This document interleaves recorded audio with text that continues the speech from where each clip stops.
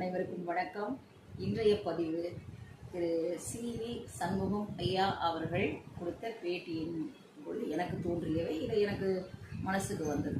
இல்லைன்னா அவர் என்ன சொல்கிறாருன்னா, 3-4 விஷயத்தை ஆணித்தரமாக சொல்கிறாரு. அப்புறம் உணர்ச்சி பூர்வமாக சொல்கிறாரு. தன்னோட குழந்தைகள் மேலேயே அவர் என்ன பண்ணுறாரு, சத்தியம் வச்சு எடப்பாடியார் ஐயா இதைத்தான் சொன்னார், புதுச்சேரி ரெசார்ட்டில் இதுதான் நடந்துச்சு அப்படின்னு சொல்கிறாரு.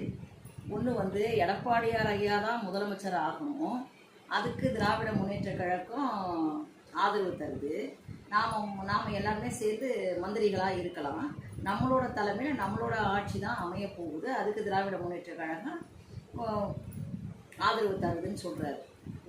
இரண்டாவது அவர் சொன்னது, சி.வி. சண்முகம் ஐயா சொல்கிறது என்னன்னா, எடப்பாடியார் தானே முதலமைச்சர் ஆகணுன்ற எண்ணம் மட்டுமே அவருக்கு உள்ளதாகவும், அவருக்கு சுயநலம் மட்டுமே மிகுதியாக இருக்கிறதுனால இதுக்கு நாங்கள் திராவிட முன்னேற்ற கழகத்தோட ஆதரவு பெற்ற ஆட்சி அமையக்கூடாதுன்றதில் நாங்கள் உறுதியாக இருக்கிறோம், அதனால் இதுக்கு நாங்கள் ஒப்புக்கொள்ள மாட்டோம் என்று நாங்கள் சொல்லிட்டோம்னு சொல்கிறாரு.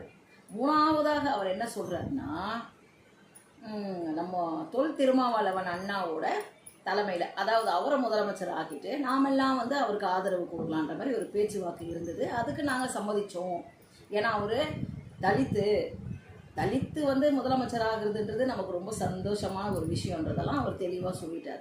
அப்புறம் நாம் நம்ம புரட்சி தலைவர் புரட்சி தலைவி தொடங்கின கட்சி எதற்காக தொடங்கினாங்கன்னா, திராவிட முன்னேற்ற கழகம் தான் நம்மளோட ஒரே கொள்கை எதிரி. அவங்கள எதிர்க்கிறதுக்காக தான் நம்ம தொடங்கணும்.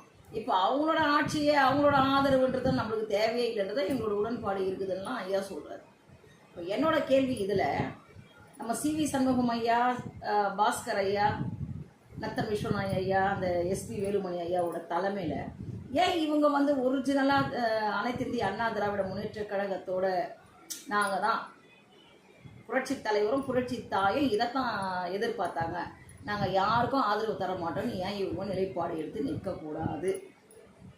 உடனே இவங்க எடப்பாடியாரை எதிர்க்கின்ற ஒரே காரணத்துக்காக ஏன் தாவேக்காவுக்கு ஆதரவு தராங்க? இது என்னோட கேள்வி. இவங்க நேராக போய் தன்னோட தொகுதி ஓட்டு போட்டவங்கிட்ட போய் நாங்கள் எதுக்காக தோற்றுறோம், நாங்கள் என்ன தப்பு செய்தோம், நாங்கள் உங்களுக்காக நிற்போம், எங்களுக்கு திராவிட முன்னேற்ற கழகமும் வேணாம், இந்த விசில் சின்னமும் வேணாம், பாரதிய ஜனதாவும் வேணாம், நாங்கள் தமிழக மக்களோட இந்த புரட்சி தலைவரும் புரட்சி தாயாரும் உருவாக்குன அந்த அனைத்திந்திய அண்ணா திராவிட முன்னேற்ற கழகத்தோட உண்மையான விசுவாசிகள் நாங்கள் தான் தொண்டர்கள், அவங்க ஓட்டு போட்டு தேர்ந்தெடுத்துருக்காங்க. இப்போ நீங்கள் நேராக போய் தாவேக்காவுக்கு ஆதரவு கொடுத்தீங்கன்னா அவன் நிலைப்பாடு என்ன? இதுதான் என்னோட மன உளைச்சலான கேள்வி. இந்த கேள்விக்கு எனக்கு விடை தெரியணும். நன்றி, வணக்கம்.